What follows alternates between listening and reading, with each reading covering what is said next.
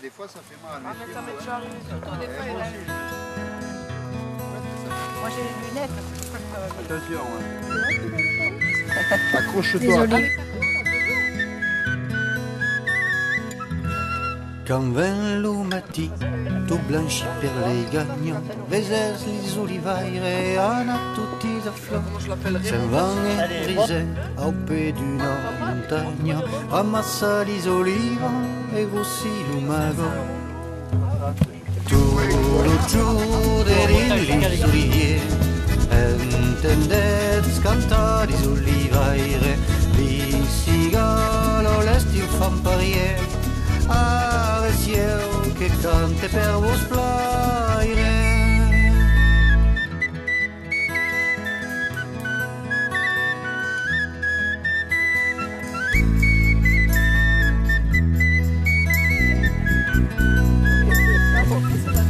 Canzona mia giù e che lo mi straufuso, veses les olivaires, caligna sur riva. Les oliviers qui ont été gelés à 56 là. Ils ont été conservés.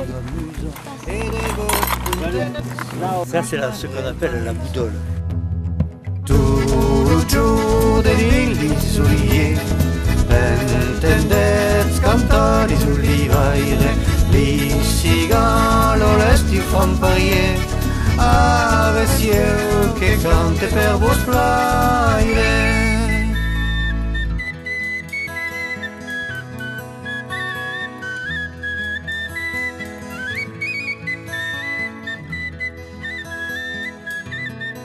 Bon d'apport d'aujourd'hui, avec la date, le nom du client, avec son adresse, la variété de ses olives, la quantité qu'il a eue sur l'apport d'aujourd'hui, qui réapparaît en bas. Et ensuite, nous avons la quantité de tous les apports depuis l'ouverture de la campagne. Moi, je le garde en double par rapport à l'histoire de la traçabilité si jamais on est contrôlé. Le premier point critique de la fabrication, c'est l'agrément des olives qu'on voit arriver à l'entrée. Les agriculteurs nous amènent leurs olives à maturité et ces olives sont conditionnées dans des palos de 4-5 kg qui nous permettent de stocker avant la fabrication. Donc une fois que ces olives sont agréées, elles vont arriver dans la première partie de la chaîne continue qu'on appelle la laveuse. La laveuse elle est composée de deux appareils. Le premier appareil que vous voyez c'est un hydrojette, c'est-à-dire que les olives vont être poussées par pulsion d'eau, et si on a un corps étranger ou un corps lourd, donc il ne partira pas dans les machines. Et une fois après poussées par l'hydrogène, elles vont être donc lavées. On les lave pourquoi? Pour une raison très simple, c'est que les olives sont entreposées dans nos caisses ne sont pas stériles, et on ne concevrait pas à la maison de manger une salade de tomates ou une salade verte sans nettoyer, même si elle paraît propre. Donc c'est simplement un problème de sécurité pour enlever la pollution naturelle ou quelques résidus de pesticides qui pourraient être sur la peau des olives. Donc après le lavage des olives qui sont ici dans une partie qu'on appelle une partie sale, elles vont arriver dans la partie de fabrication qui, elle, est dite une partie propre. On travaille sous une norme qu'on appelle HACCP, ça veut dire Hazard, Analysis, Critique, Control Point. Ça veut dire qu'à chaque moment de la fabrication, rien ne doit se toucher et rien ne doit se rencontrer. Et une fois que la pâte donc, a été suffisamment malaxée, on doit malaxer entre 40 et 45 minutes, la pâte qui est homogène à ce moment-là va être expédiée par une pompe dans cet appareil qu'on appelle un décanteur. Un décanteur, c'est quoi? Ce n'est autre qu'une centrifuge horizontale 3 dimensions. Cet appareil extrait 800 kg d'olive à l'heure. Le travail du décanteur étant réalisé, le solide sort tout seul à l'extérieur, l'huile par un tube et l'eau par un autre tube. Alors dans cette centrifuge, qui est une centrifuge 2 dimensions, on va éliminer, s'il vous plaît, les particules d'eau que le décanteur aurait laissé échapper et quelques petits résidus de pulpe qui auraient pu aussi échapper parce que quand on travaille à 800 kg à l'heure, la machine n'est pas forcément d'une précision exemplaire. Donc cet appareil nous permet d'avoir de l'huile totalement pure, débarrassée de quelques particules d'eau et de quelques particules de solide. Et maintenant l'huile est obtenue, on va la conditionner. Pour la conditionner, on a deux solutions. Soit on a des huiles non filtrées, c'est-à-dire qui vont rester avec quelques particules végétales de suspension, on le voit d'ailleurs sur les bouteilles, l'huile est légèrement trouble. Soit on fait de la filtration pour donner à l'huile ce qu'on appelle la brillance, c'est-à-dire une clarté visuelle fort sympathique. Il faut savoir qu'à Languedoc, il y a une dizaine d'années, on était incapable de vendre une bouteille d'huile non filtrés et qu'à l'heure actuelle, on est pratiquement 50-50. Sachez que dans une tonne d'olive, on a à peu près 400 kg d'eau solide, on a à peu près 400 kg d'eau et par différence, au max, 200 kg d'huile. Donc ce qui veut dire que globalement, on dit qu'il faut 5 kg d'olive pour faire 1 litre d'huile d'olive. Alors nous pour la récolte, enfin sur le domaine du chapitre, on s'est lancé donc en relation avec Nathalie Moutier de l'INRA de Montpellier sur la plantation en haute densité, donc qui permet entre autres une récolte avec la machine à vendanger, qui exige très peu d'adaptation. L'intérêt c'est de développer, je dirais, une oliviculture complémentaire de la viticulture, puisqu'on est avant tout un domaine viticole. Et de permettre éventuellement une diversification de la production. Et en termes de charge de main d'œuvre, la récolte étant un des postes les plus coûteux au niveau du ramassage, la machine à vendanger permet quand même un gain très conséquent. Haute densité, ça veut dire 1200 arbres hectares environ, au lieu de 300 à 400 en plantation traditionnelle, et ça veut dire une conduite en haies fruitières.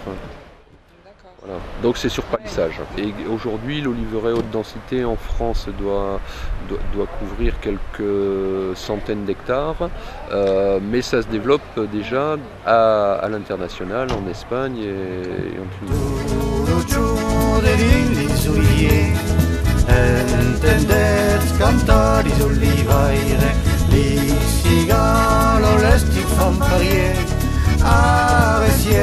Che cante per vos plaire.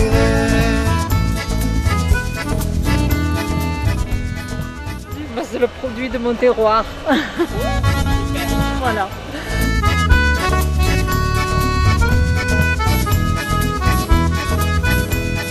Tout le jour dins les oliviers, entendets cantar les oliveires, les cigales l'estiu fan parier. Che cante per vos plaire.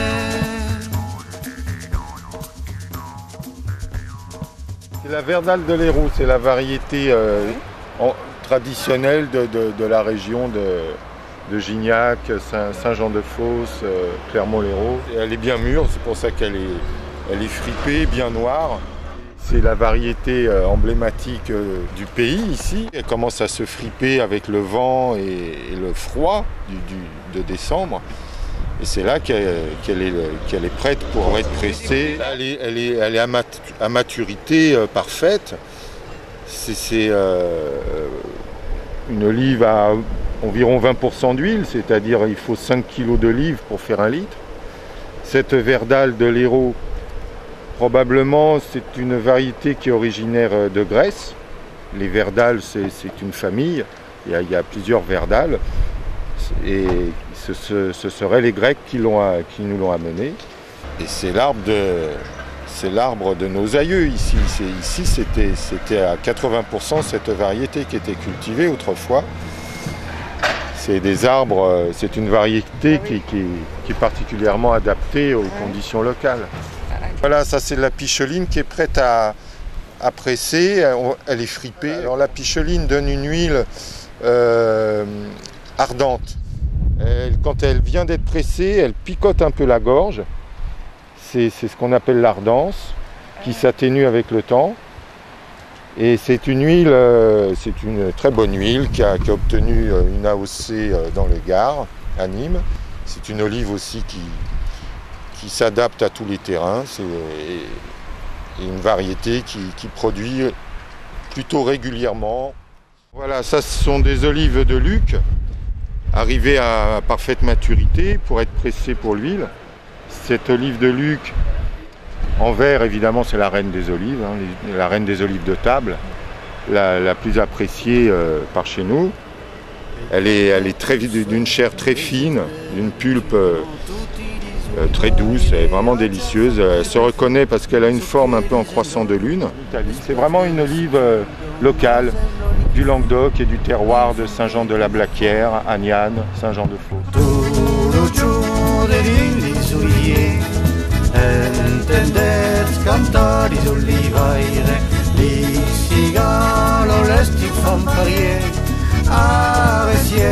che cante per vos plaire.